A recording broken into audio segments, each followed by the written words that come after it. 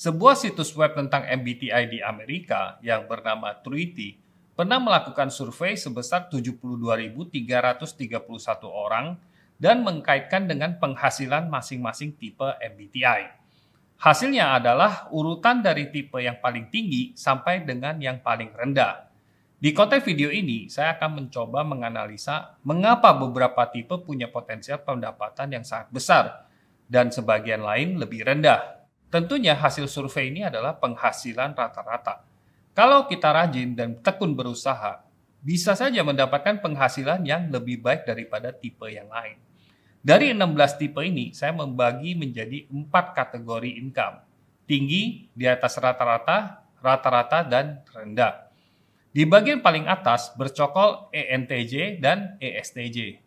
Keduanya memang bersaing ketat dengan penghasilan rata-rata tahunan di atas 55.000 US dollar atau sekitar 1 miliar per tahun. Mengapa bisa demikian? Bakat apa yang mereka punya sampai bisa sekaya itu? Saya percaya hal ini terkait dengan cognitive function mereka. Fungsi dominan ENTJ dan ESTJ sama-sama extroverted thinking atau biasanya disingkat menjadi TE. Artinya, mereka sangat lihai dalam mengelola sumber daya yang ada untuk kegiatan yang produktif. Karena itulah biasanya dipercaya menjadi pimpinan. TE yang dimiliki oleh XXTJ memang sangat membantu dalam produktivitas dan efisiensi. Tidak heran bahwa ENTJ dan STJ sangat piawai dalam soal cari cuan. Lalu apa bedanya antara ENTJ dan STJ? ENTJ akan menggunakan intuisinya untuk menerawang peluang-peluang usaha yang bagus di masa depan. ENTJ itu lebih inovatif dan jeli mencari celah. Sedangkan ESTJ itu lebih teliti dalam mempertimbangkan sebuah usaha. Mereka akan banyak meneliti dan mengkaji fakta, data, pengalaman, dan bagaimana mengelola dengan produktif dan efisien. ESTJ itu suka struktur organisasi dan sangat berdisiplin. Biasanya sangat cakap dalam urusan manajemen.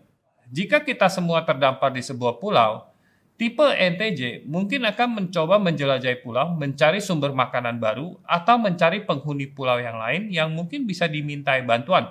Sedangkan STJ itu cenderung untuk mengelola sumber daya yang ada, supaya survival yang tersisa itu tidak kelaparan sambil menunggu bantuan datang. Selanjutnya, yang termasuk berpenghasilan tinggi adalah ENTP dan ESTP.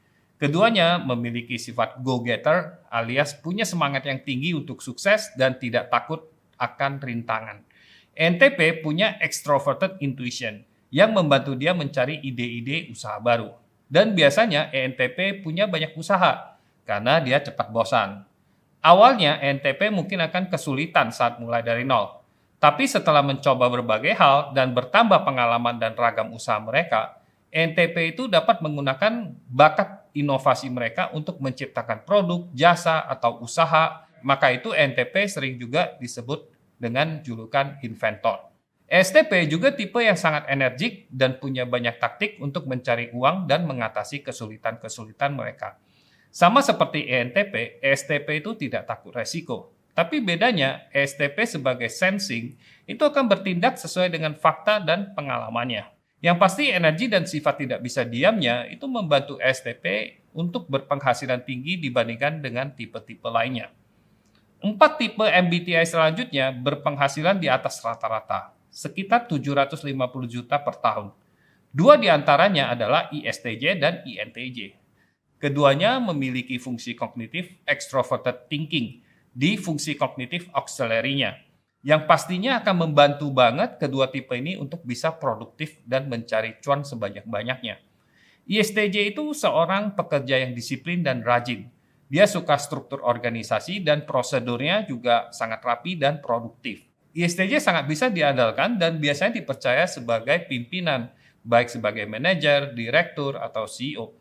Karena sikapnya no nonsense dan sangat ketat dalam menjaga operasi dan keuangan perusahaan. Sedangkan INTJ yang dijuluki mastermind banyak memikirkan masa depan dan apa yang bisa diperbuat sekarang supaya masa depannya bisa lebih baik.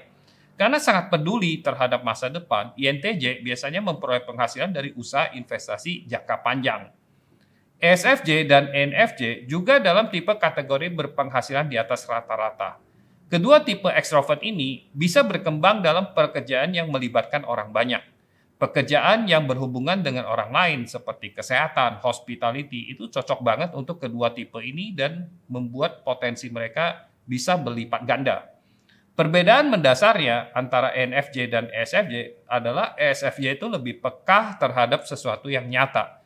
Dan usaha yang cocok lebih oke kalau melibatkan ada bentuk materialnya seperti usaha kuliner, perhotelan, properti, dan sebagainya.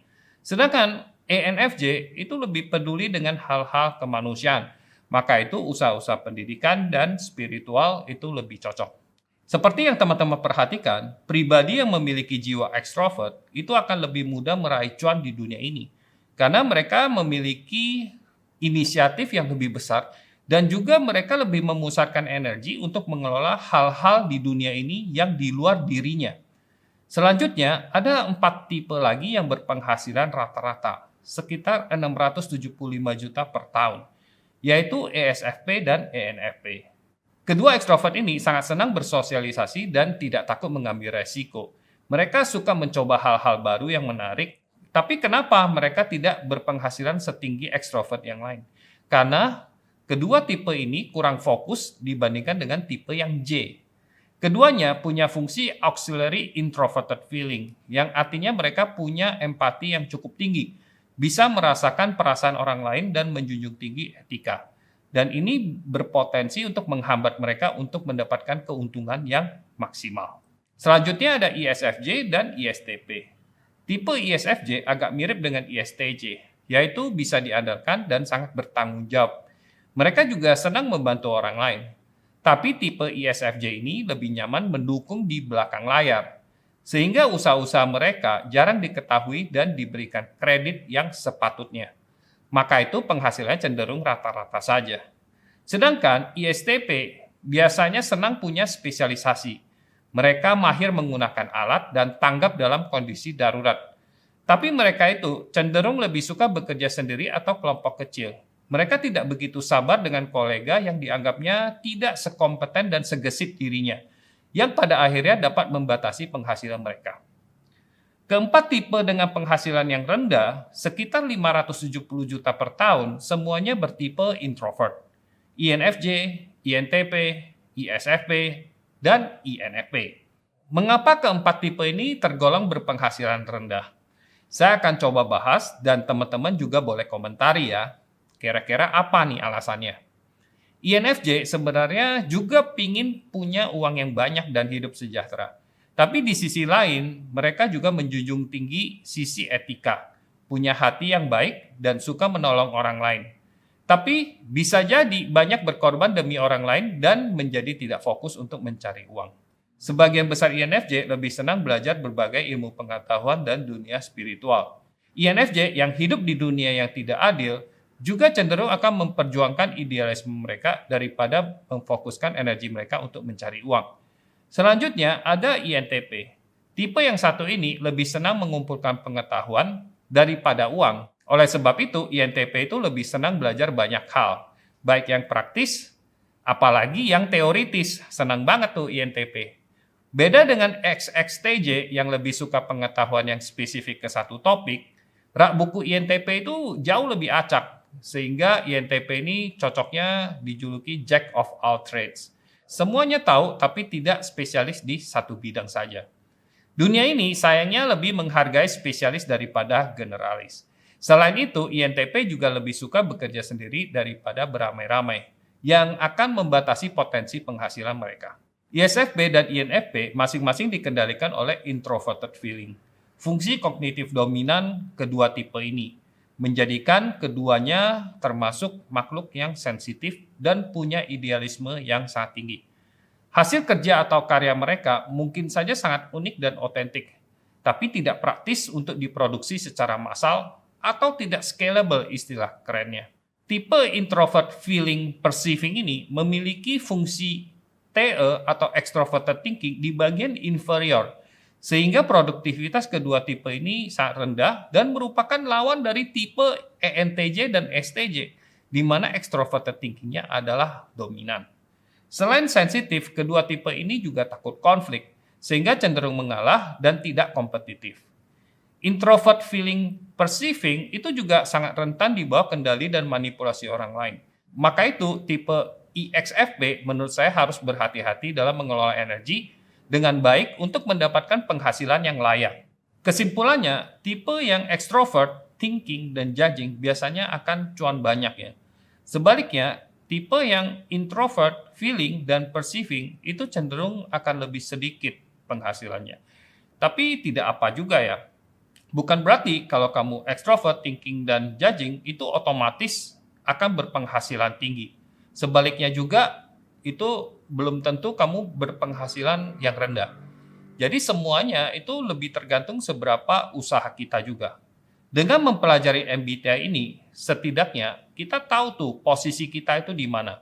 Dan kalau kita belajar dan berusaha, tentunya kita bisa mendobrak apa yang diyakini itu benar di dalam survei ini, dan juga bisa berpenghasilan tinggi dan juga bisa berbahagia.